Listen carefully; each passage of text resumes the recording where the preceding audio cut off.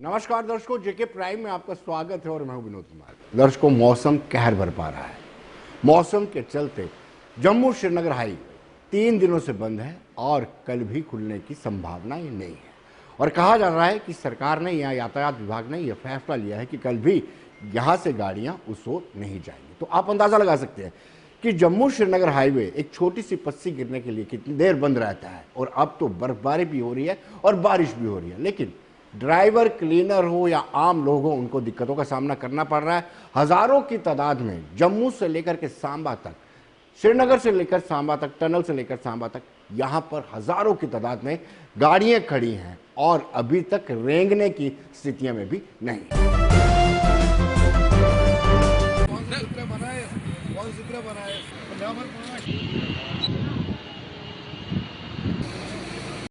क्या प्रॉब्लम आ रही है? प्रॉब्लम कुछ नहीं है, रोड बंद हो गया। मीटर को आया वहाँ से, फिर इधर वापस निकला था, रोड बंद हो गया, वापस आ गया नगरोटे से। अब तो इधर खड़े हैं और क्या मुश्किल आ रही है खाने? मुश्किल तो वैसे कुछ नहीं है। मुश्किल तो क्या करें, जब रास्ता बंद हो गया तो क्या हो जाए, मुश्किल तो हो ही जाता है। कब तक कह रहे हैं खाने पीने का, और क्या, और कुछ नहीं है। अब तक कह रहे हैं खोलने का रास्ता? अब तो ठीक ही है, लगभग अभी तो 2 ही दिन हो गए इधर। क्या पता अगर 5-6 दिन लग गया तो तभी तो बढ़ेगा परेशानी। फिलहाल तो ठीक है, 1-2 दिन ही हो गया, अभी तो ठीक है। जी, हम गवर्नमेंट से रिक्वेस्ट कर रहे हैं, जो बानीहाल टू काजीगुंड का जो टनल बना हुआ है, मेहरबानी करके उसको रेस्टोर किया जाए।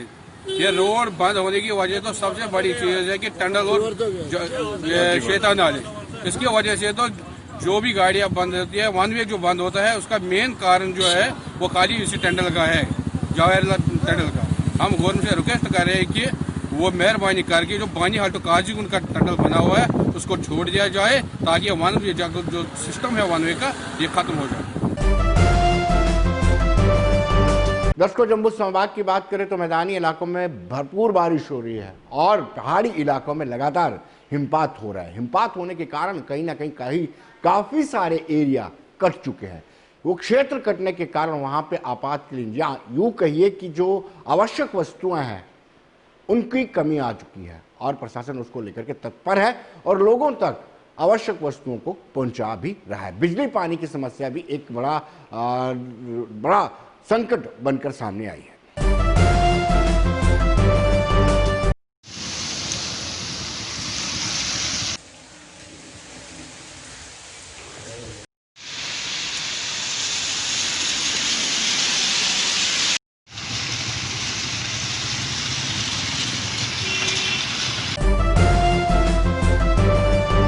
दर्शकों, अब हम बात करेंगे कि कल चक्का जाम रहेगा। ट्रांसपोर्टर्स ने अपनी हड़ताल का ऐलान कर दिया। ट्रांसपोर्टर्स का कहना है कि 30% जो किराया बढ़ाया गया था कोविड-19 को देखते हुए, वो किराया वापस ले लिया गया है और सरकार को अल्टीमेटम दिया था। सरकार ने अल्टीमेटम देने के बावजूद भी कोई सुनवाई नहीं किया, इसलिए कल वो चक्का जाम रहेगा। जारी रहेगी।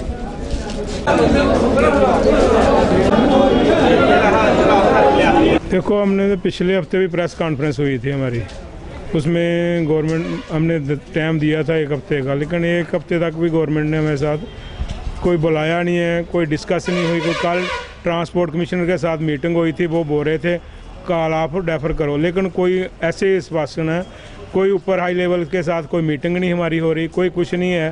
तो ऐसे टाल मटोला ही कर रहे हैं। तो हम गाड़ियाँ तो अब चला ही नहीं सकते हम, जितनी हमारी डीजल की आई कोई है। तो किराया तो बेसिकली पिछले दिन उन्होंने कम कर दिया। अभी जब जितनी देर हमारा फेयर नहीं बढ़े इतनी देर हम गाड़ी चलाने के काबिल नहीं है। हमारी ऑटोमेटिकली गाड़ी खड़ी हो गई है, कोई चलने का कोई साधन नहीं रहा हमारा। इन्हें क्योंकि इन्होंने लखनपुर की बॉर्डर बंद कर रखी है, हमारी गाड़ी को अंदर बाहर आने की कोई है ही नहीं है। तो सवारी का भी कोई लिंक नहीं बनता। हमारी गाड़ी जहाँ से जाती है जम्मू से कठुए तक, हमारे अप डाउन करने का हमारी गाड़ी का 4000 रुपये का डीजल लगता है, प्लस यहाँ का टोल लगता है 500 रुपया। पापू का 5000 रुपये गाड़ी का खर्चा है, तो 3000 रुपया, 3500, 4000 रुपये गाड़ी का बनता है नहीं। हम जेब से पैसे डाल रहे हैं गाड़ी चलाने के लिए ना, डीजल हम जेब से डाल रहे हैं। तो अब तो हमारी लास्ट हमारी तो बाजू खड़े हैं, ड्राइवर कंडक्टर भी के हाथ खड़े हैं, तो हमारे भी हाथ खड़े हैं। हम चलाने से हमें कुछ मिलता ही नहीं है, इसीलिए हमारी गाड़ी ऑटोमेटिकली कल से रोड से ऑफ हो जाएगी, बंद हो जाएगी, सारी स्ट्राइक पे चल जाएंगे। अब मिलता 4000 रुपया बनता है, 4000 का 4035 रुपये बनता है। और किराया इसमें डीजल मिला के, ड्राइवर कनेक्टर, टोल मिला के हमको डेली नॉर्मल 1500 से लेके 2000 रुपया जो है हम अपनी पॉकेट से डाल रहे हैं इसमें गाड़ी में। कब तक चलाएंगे? हमारी गाड़ी की पूरी खड़ी है। और अगर जैसे हमारे मैनेजर साहब ने कहा कि हो सकता है धरना देने के लिए जैसे किसान खड़े हैं, ऐसा ना हो कि पूरे ड्राइवर कनेक्टर टोल प्लाजा पे बैठ जाएं और वहीं भूख हड़ताल और मरना मुनक बुलार पाल की लड़ाई जो है वो स्टार्ट है तो स्टार्ट होगी। कल से स्ट्राइक होगी। और ट्रांसपोर्टर्स का कहना है कि वो पहले से ही मंदी के दौर से गुजर रहे हैं और मंदी के दौर में सरकार की तरफ से कोई हाथ आगे नहीं बढ़ाया जा रहा है। अगर 30% किराया बढ़ाया था तो कोविड-19 अभी चला नहीं गया है, लेकिन सरकार ने वो किराया वापस ले लिया है। और ये गवर्नमेंट ने आज दिन तक हमें पूछा तक नहीं है कि ये वैसे ही गवर्नमेंट समझ रही है कि ट्रांसपोर्टर है ये बंद तो कर ही नहीं सकते हैं, तो हमारी मजबूरी है, हम मजबूरी की वजह से बंद कर रहे हैं। क्योंकि तेल 76 रुपये कुछ पैसे हो गया लीटर, 16 रुपये डीजल बढ़ गया, तो कैसे गाड़ी चलाएंगे हम। इन्होंने 30% किराया हमारा कोरोना की वजह से कम किया था, इन्होंने दिया था हमें, तो उसके बाद इन्होंने वो भी कैंसिल कर दिया उन्होंने। तो मैं समझता हूँ ये गवर्नमेंट ने जैसे कहा है कि कोरोना जो है वो ख़त्म हो चुका है। कोरोना सिर्फ ट्रांसपोर्टरों के लिए ख़त्म हुआ या बाकी डिपार्टमेंट को भी ख़त्म हुआ है? ओपीडी अभी खुली नहीं है, इंटरस्टेट गाड़ियाँ चल नहीं रही हैं, अपना मतलब कि स्कूल कॉलेज खुले नहीं हैं, तो कोरोना उनके लिए कोरोना, हमारे लिए कोरोना ख़त्म हो चुका है। लेकिन आज 5 तारीख हो गई है, गवर्नमेंट ने हमें ना तो सीरियसली बुलाया है, खाली ट्रांसपोर्ट कमिश्नर साहब ने हमें कल बुलाया था और उन्होंने कहा आप अपनी स्ट्राइक वापस ले लो, तो हम आपके किराया प्रपोजल भेजा है तो उस पर गौर करेंगे। लेकिन उससे क्या होगा? कुछ नहीं होगा। हमने पहले भी 1 महीना पहले प्रेस कॉन्फ्रेंस की थी, उसमें भी कहा था, तब भी गवर्नमेंट ने कुछ नहीं किया। लगता है कि गवर्नमेंट हमारा किराया बढ़ाने में सिंसियर ही नहीं है। जबकि 2018 में जब डीजल बढ़ा था उस समय रेट था 65 रुपये पर लीटर, और जबकि आज डीजल का रेट है 78 रुपये पर लीटर। 13 रुपये पर लीटर में डीजल महंगा हुआ है। उस महंगाई के कारण हम अपनी गाड़ियाँ नहीं चला सकते और हमारी गाड़ियाँ जो है वो ऑटोमेटिकली खड़ी हो गई हैं। तो इसलिए हमने यूनानिमसली फैसला लिया है कि कल से हमारी कोई गाड़ी नहीं चलेगी। जम्मू से लेकर श्रीनगर तक, उड़ी तक कोई भी गाड़ी, पैसेंजर गाड़ी नहीं चलेगी। दर्शकों, पुंछ का मेंढर एरिया लगातार कहीं ना कहीं सुर्खियों में बना हुआ है। कभी हथियार बरामद होते हैं, तो कभी नशे की खेप बरामद होती है, तो कभी लीकर बरामद होती है। यह लगातार पिछले 1 सप्ताह से ऐसा हो रहा है। 28 दिसंबर को 3 आतंकवादियों को गिरफ्तार किया गया था, जिसमें से 6 ग्रेनेड बरामद किए गए थे और मंदिर में वो फेंकने वाले थे। उन्होंने अपनी इन्वेस्टिगेशन के दौरान ये चीज़ बताई थी। उसके बाद नशे की खेप बरामद होती है और उन लोगों के इशारों पर या उन लोगों के निशानदेही पर और भी हथियार बरामद होते हैं। लेकिन अब लीकर बरामद हुई है, यानी इस पूरे एरिया में डीडीसी चुनाव के दौरान हिंसा हुई थी। इस पूरे एरिया पर आईएसआई पूरी निगाह रखे हुए, कभी किसी के हाथ में बंदूक थमाने की कोशिश की जाती है और किसी को नशे की लत में धकेलने का प्रयास किया जाता है।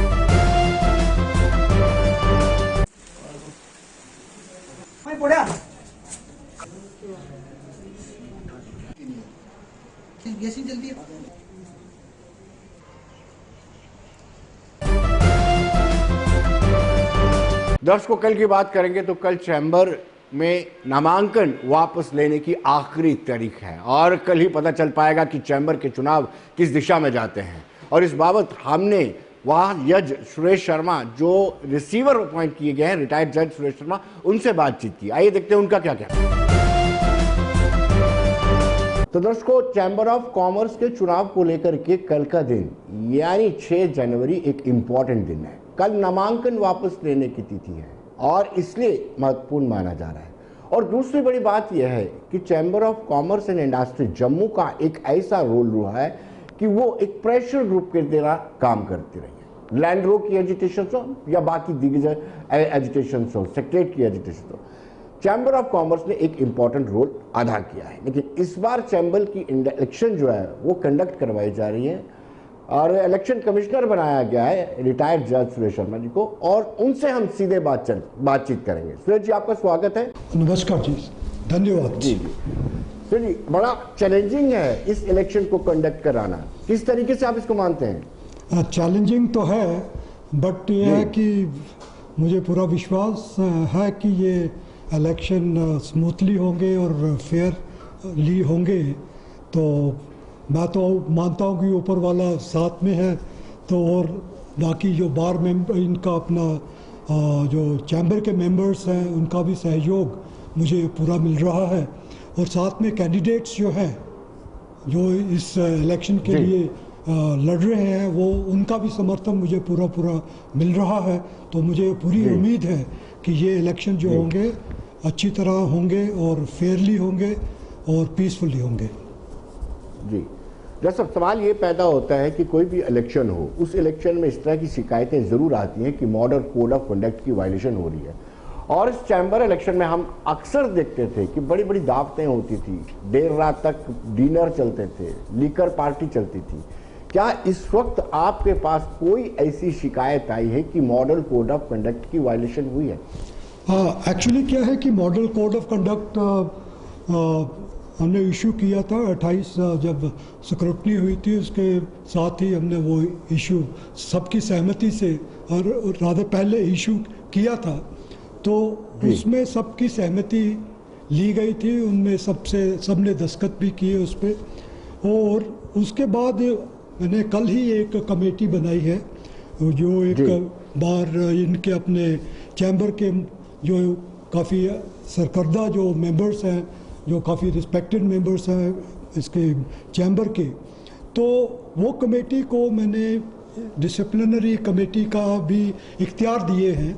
तो उस कमेटी के जो भी मैटर जो आएगा, और इनफैक्ट कल भी एक मैटर आया था, मैंने वो कमेटी को रेफ़र किया, तो कमेटी उसमें देखेगी। उसके साथ साथ मैं भी संज्ञान ले रहा हूँ इसका, कोई भी अगर कंप्लेंट आती है। अभी कोई कंप्लेंट, छोटी मोटी कंप्लेंट्स कोई आई, उसमें कोई तथ्य ज़्यादा नहीं था। बेसिकली अभी एक तो मुझे जो महत्वपूर्ण बात लगती है कि कोई बड़ी कोई पार्टीज़ की कोई कंप्लेंट कोई आई नहीं है, कोई ठोस कंप्लेंट अगर कहें हम।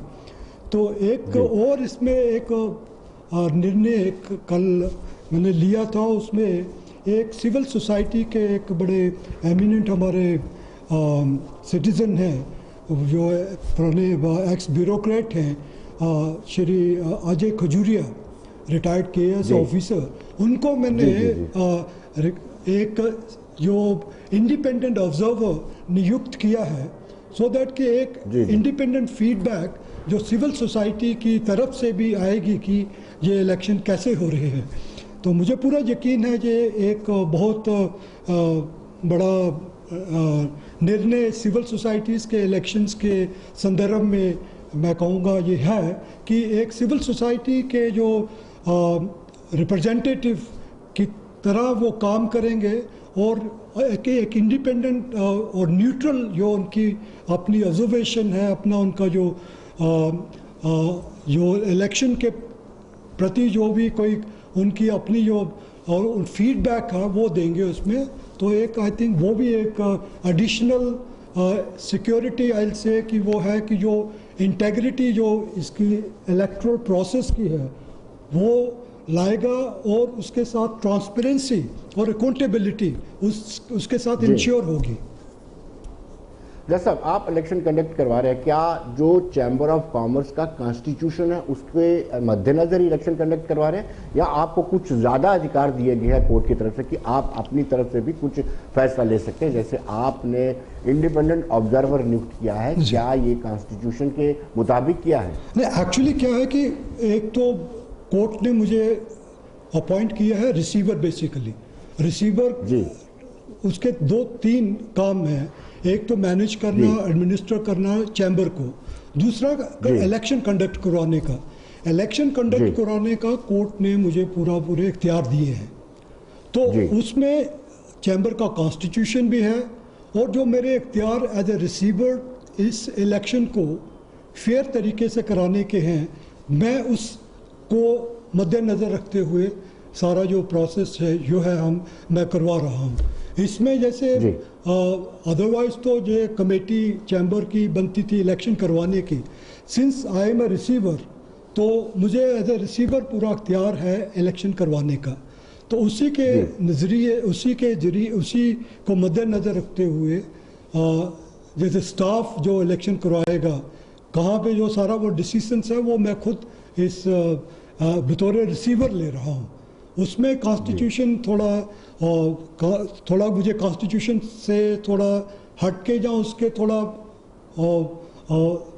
उसको आगे पीछे वो जो है वो देख के भी मुझे अपने इख्तियार इस्तेमाल करने पड़ रहे हैं सो दैट इलेक्शन फेयर हो, निष्पक्ष हो और जो है ट्रांसपेरेंट हो।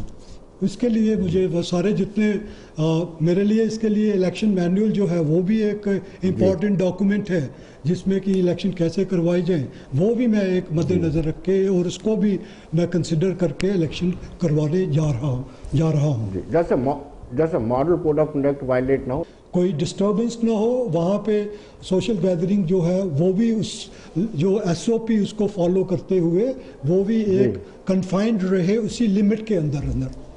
जी जैसा सवाल काउंटिंग का उठता है, काउंटिंग देर तक चलती है क्योंकि बैलेट पेपर का इस्तेमाल किया जाता है और देर तक रिकाउंटिंग भी होती रहती है। आपके पास इख्तियारात थे, आप EVM से करवा सकते थे? नहीं, EVM से एक्चुअली आपका एक बहुत महत्वपूर्ण सवाल है, ये इम्पॉर्टेंट क्वेश्चन है। बेसिकली ये इसमें जो कॉन्स्टिट्यूशन में प्रोविजन है उसमें है कि ये सीक्रेट बैलेट होगा। तो मैंने इस पर स्टडी किया और सुप्रीम कोर्ट की जजमेंट्स भी हैं। सीक्रेट बैलेट का मतलब जो रहता है उसमें जो मैकेनिकल या इलेक्ट्रॉनिक जो इंटरवेंशन वो नहीं होनी चाहिए।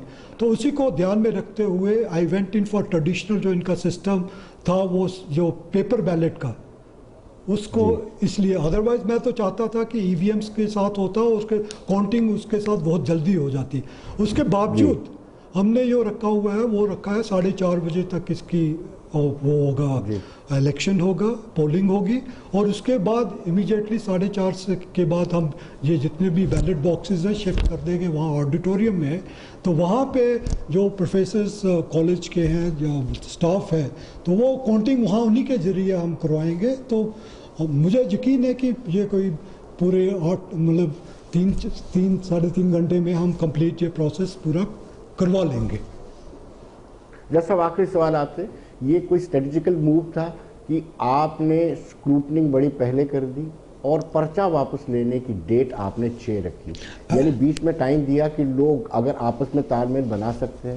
नहीं, वैसा कोई बात नहीं है। बेसिकली क्या है कि अगर आप मुझे मतलब सिंसियरली पूछें, ये एक बहुत बड़ा फ्लॉ एक कॉन्स्टिट्यूशन में जो चैम्बर के कॉन्स्टिट्यूशन में है और इनफैक्ट मैं ये रिकमेंड भी करूँगा जब मैं रिपोर्ट अपनी दूंगा कि इस फ्लॉ को दूर करना चाहिए so that scrutiny immediately next day हो जाए। जो फॉर्म के लास्ट डेट है उसके नेक्स्ट डे हो जानी चाहिए और साथ में जो है विड्रॉल की डेट भी नज़दीक उसके उसी के 2-4 दिन के बाद हो जानी चाहिए। Unfortunately I will say I have to constitution में जो प्रोवाइड किया है being a with a legal background, I had to go strictly as per the constitution of the Chamber of Commerce and Industry. उसमें ये प्रावधान है कि जो उसमें जो विड्रॉल की डेट है, विड्रॉल की डेट जो है 10 दिन पहले होनी चाहिए उसके इलेक्शन के दिन के। उसके उसी तरह स्क्रूटनी का भी पूरा उन्होंने डेट दिया है कि 20 दिन पहले उसके होनी चाहिए। उन्हीं जो कॉन्स्टिट्यूशन के प्रावधान है उन्हीं को मद्देनज़र रखते हुए ये डेट्स रखी गई थी और ये पहले भी ऐसे ही होता रहा है। अभी इसकी कोई ये बात नहीं है कि किसी को हम फेवर करना चाहते हैं जो कोई इनका देख रहे हैं, वो absolutely there is no question of that. जैसे बहुत बहुत शुक्रिया आपका, धन्यवाद। धन्यवाद विनोद जी। दर्शकों, जम्मू संभाग के 2 और युवाओं ने UPSC की सेवाओं को पास किया, उत्तीर्ण किया है और जिसमें है विवेक पाठक। हमने उनसे बातचीत की, क्या तजुर्बा था, क्या एक्सपीरियंस, आइए देखते हैं। इस वक्त हमारे साथ सीधे जुड़ चुके हैं विवेक पाठक जी, जिन्होंने सिविल सर्विसेज को उत्तीर्ण किया, पास किया है। विवेक जी, आपका स्वागत है। और इसका श्रेय आप किसको देते हैं? सबसे पहले तो जो श्रेय है वो मैं ऑब्वियसली अपने पेरेंट्स को देना चाहूँगा, जिन्होंने मुझे हमेशा से सपोर्ट किया है बचपन से लेके आज तक। और जैसे कि सबको पता है कि ये जो UPSC की जर्नी है ये इतनी ज़्यादा हेक्टिक है कि आपको आपके बहुत ज़्यादा अप्स एंड डाउन्स आते हैं, तो आपको कोई ऐसा चाहिए जो आपको कंटिन्यूसली सपोर्ट करे। तो मैं बड़ा फॉर्चुनेट अपने आप को कंसिडर करता हूँ कि मेरे पास ऐसे पेरेंट्स रहे हैं।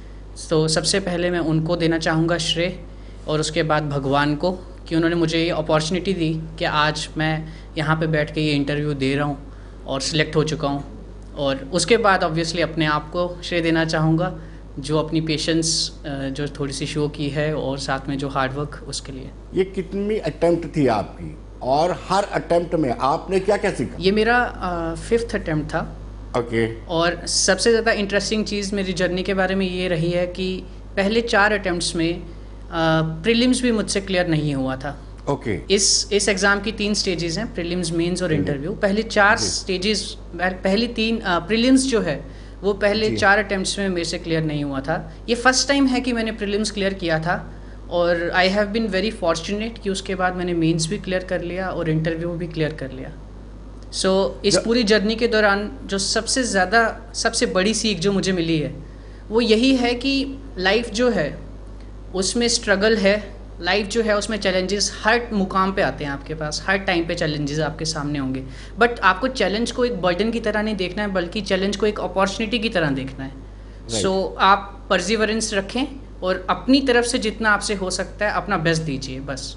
विवेक जी, 4 बार प्रीलिम नहीं हो पाया, कितनी निराश और उदास होते थे आप, और जब हुआ तो क्या आपका लेवल ऑफ कॉन्फिडेंस बढ़ गया था कि अब मैं कर पाऊंगा? जी, एक्चुअली बिल्कुल आपने सही पूछा कि जब पहले आपका प्रीलिम्स नहीं होता, इनफैक्ट किसी का भी जब स्टूडेंट का इतना हार्डवर्क करने का प्रीलिम्स नहीं होता है, तो ऑब्वियसली आपका मोरल जो है वो डाउन हो जाता है, आप काफ़ी डिप्रेस्ड फील करते हो। और मैं बिल्कुल भी ये डिनाई नहीं करूँगा इस फैक्ट को कि मेरे साथ ऐसा नहीं हुआ है, मैं इसको एक्सेप्ट करता हूँ कि मेरे साथ भी ऐसा हुआ है, सारे अप्स एंड डाउन्स मैंने देखे हैं। देयर वर एट टाइम्स जब मैंने अपने आप को काफ़ी डिप्रेस्ड फील किया, बट यही है कि जैसे हमने सुना है कि इट डजेंट मैटर कि आप कितनी बार गिरते हैं, मैटर ये करता है कि आप गिरने के बाद कितना और स्ट्रांग होके उठते हैं। तो आई थिंक यही जो सबसे इम्पॉर्टेंट चीज़ है इस जर्नी में मेरे लिए रही है। ये मान के चला जाए कि विवेक पाठक बड़े मजबूत तरीके से उठ के आए हैं? अपने आप को मैं ऐसा नहीं बोलूँगा कि बिल्कुल मजबूत उठ के आ गया हूँ, मतलब जी। डर तो हमेशा लगा रहता है, इनसिक्योरिटीज़ हमेशा रहती हैं, चाहे आपका कोई भी अटेम्प्ट हो, चाहे आपने कितनी भी बार क्लियर किया हो, चाहे आप कितने भी अकेडमिकली जो हैं इंटेलिजेंट रहे हो, इनसिक्योरिटी और डर हमेशा से रहता है। बट हाँ, इस जर्नी ने मैं ये ज़रूर कहूँगा कि मेरे को एक डिफरेंट पर्सपेक्टिव दिखाया लाइफ का, सिर्फ एक एग्ज़ाम पॉइंट ऑफ व्यू से नहीं, एक लाइफ ओरिएंटेड व्यू पॉइंट जो है वो इस जर्नी ने मेरे को सिखाया है कि लाइफ में भी बाकी स्ट्रगल्स को किस तरह से टैकल करना है। दर्शक जानना चाहेंगे, अमूमन यूट्यूब में देखते हैं कि इंटरव्यू पार्ट जो है बड़ा इंपॉर्टेंट होता है और उसमें लेवल ऑफ कॉन्फिडेंस भी बड़ा देखा जाता है। आप अपने इंटरव्यू पार्ट में कुछ एक्सपीरियंस हमारे साथ शेयर करना चाहेंगे? तो इंटरव्यू जो है वो सबसे लास्ट और फाइनल स्टेज होती है। प्रीलिम्स और मेंस क्लियर करने के बाद आप जो है इंटरव्यू में जाते हैं, और इंटरव्यू एक ऐसी स्टेज है जिसको हम मेंस और प्रीलिम्स के साथ बिल्कुल भी कंपेयर नहीं कर सकते, क्योंकि प्रीलिम्स में आपको ऑब्जेक्टिव टाइप क्वेश्चंस अटेम्प्ट करने होते हैं, और मेंस में जो है आपको डिटेल्ड आंसर्स लिखने होते हैं जी। लेकिन इंटरव्यू एक ऐसी चीज़ है जहाँ पे आप एक ऐसे बोर्ड के सामने बैठे हैं जो आपकी उम्र से भी ज़्यादा एक्सपीरियंस्ड हैं, Right, और आप exactly. उनके सामने कुछ भी ऐसा नहीं कर सकते जो आप नहीं हैं। What I mean to say is कि आप जो हो वो आपको इंटरव्यू में दिखाना पड़ता है जी। तो इंटरव्यू जो मेरा था वो 18 फरवरी को था जी। 18 फरवरी को मॉर्निंग स्लॉट में मेरा इंटरव्यू था, और मेरा जो एक्सपीरियंस ओवरऑल रहा वो काफ़ी अच्छा रहा। मेरे जो क्वेश्चंस उन्होंने पूछे वो सारे के सारे मेरे डैफ से रिलेटेड थे। डैफ means detailed application form. Interview में जाने से पहले उनके पास ऑलरेडी एक हमारा फॉर्म होता है जिसमें हमारी सारी डिटेल्स लिखी रहती हैं कि हमने कहाँ से पढ़ाई की है और अभी तक हमने क्या क्या किया है, हमारी सारी जर्नी का उनके सामने एक पूरा डिटेल्ड फॉर्म पड़ा होता है जी। सो मेरी होम स्टेट से रिलेटेड क्वेश्चन पूछे गए, जम्मू एंड कश्मीर से रिलेटेड क्वेश्चन पूछे गए।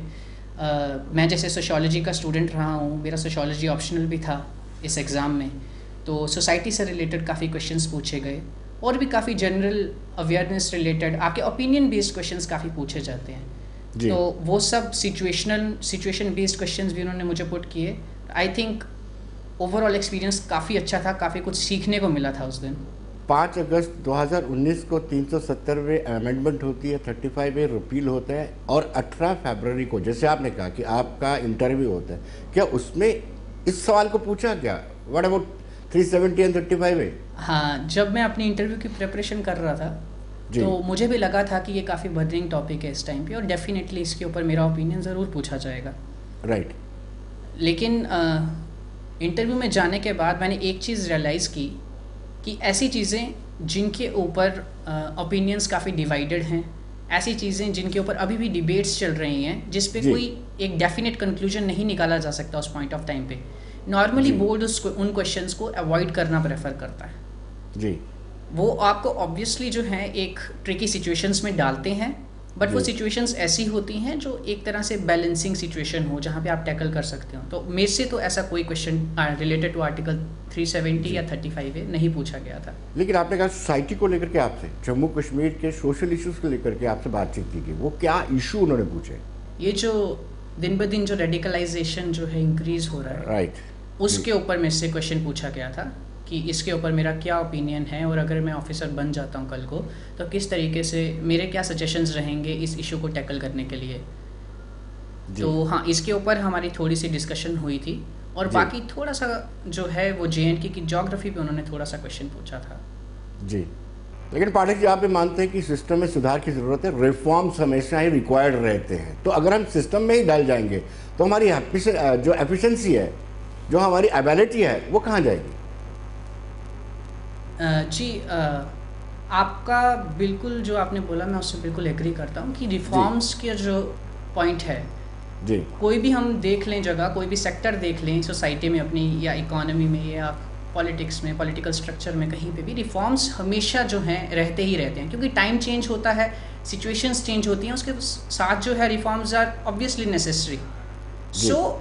लेकिन साथ ही साथ मैं ये भी कहना चाहता हूँ कि मेरा ये मानना है कि हर चीज़ सिस्टम से हो तो बेहतर है, क्योंकि एक सिस्टम ही है जो हम सभी को बांध के रखता है।